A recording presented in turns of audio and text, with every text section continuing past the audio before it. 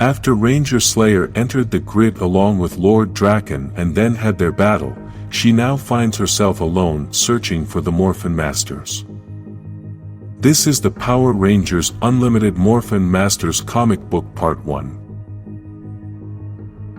The story begins with Ranger Slayer's narration, which talks about archery and gymnastics as both disciplines are about precision.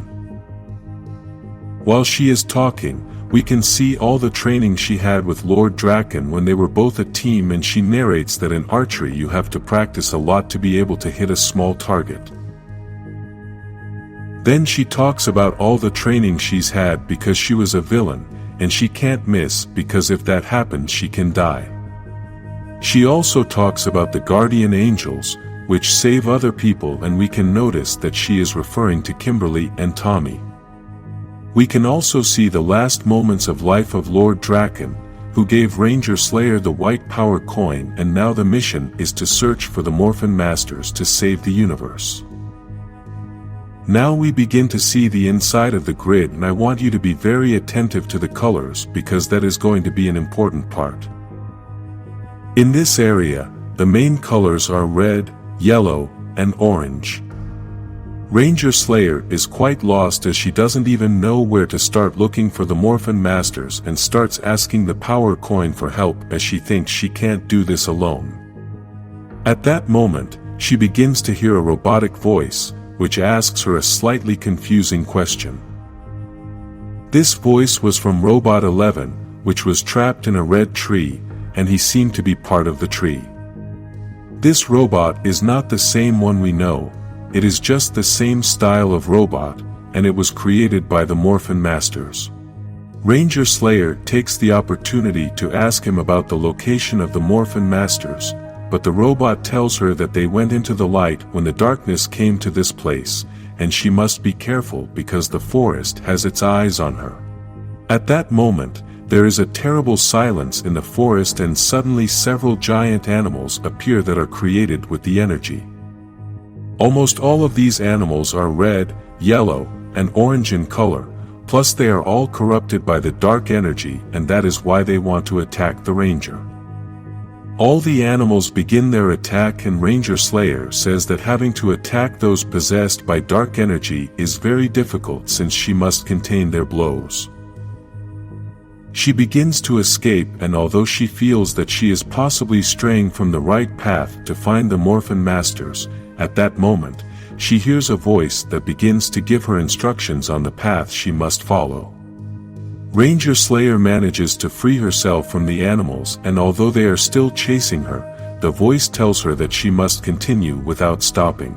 Then it tells her that she must jump until she reaches the boat, and although the Ranger feels that the boat is far away, she jumps with great strength.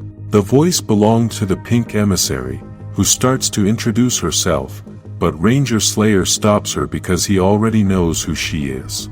We can notice in the conversation that Ranger Slayer does not treat the emissary very well. He even thinks that she could have helped her more and not just given her directions. The emissary tells her that this trip is only Ranger Slayer's, and she cannot interfere, she can only offer guidance.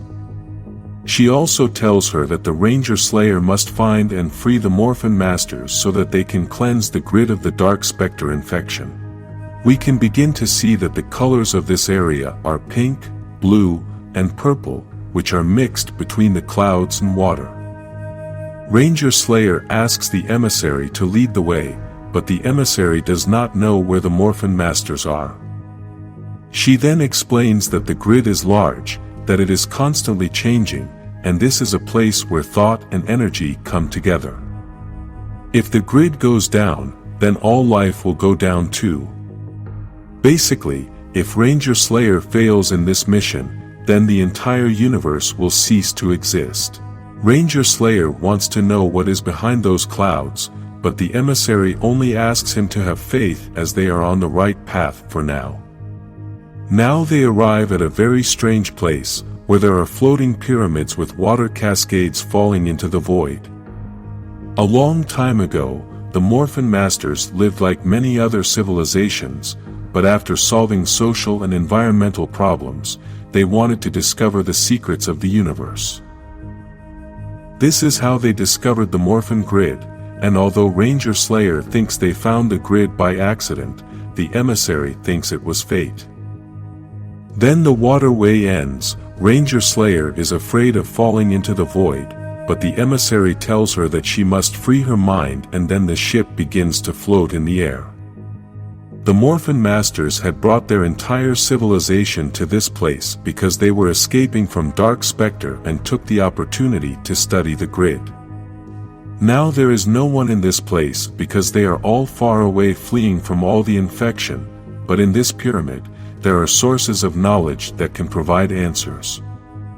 This place is a place of communion and a way to communicate with others through the grid. Ranger Slayer thinks the emissary brought her to a church, but then she hears a voice telling her that this is not a place of worship.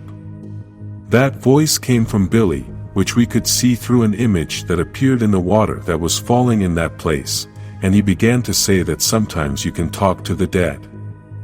This is the Billy from the Ranger Slayer universe, who had died in the war against Lord Draken and was now able to connect to the grid somehow.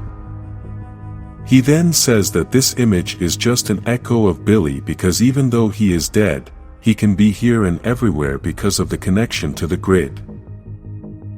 The emissary begins to ask Billy about the location of the Morphin Masters, and he tells her that the entire population was told that they must retreat into the grid, but now only the 6 wisest elders of the Morphin Masters remain.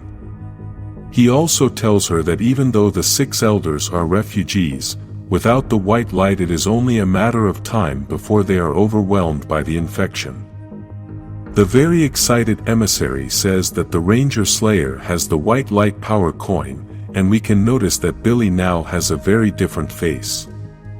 Somehow, Billy is able to reach out and asks Kimberly to give him the power coin so he can take it to the Morphin Masters. Kimberly refuses, and she says that Lord Draken gave his life to save this coin, so she wants to personally deliver it to the Morphin Masters. The emissary tries to convince Kimberly to give the coin to Billy, but Kimberly won't budge, and Billy tells her that the grid is maintained by faith and trust, so she must trust him. The Ranger Slayer says that in order for her to trust, then Billy must say what her favorite color is, and although the emissary thinks they don't have time for these games, Kimberly tells her that she is just being very careful.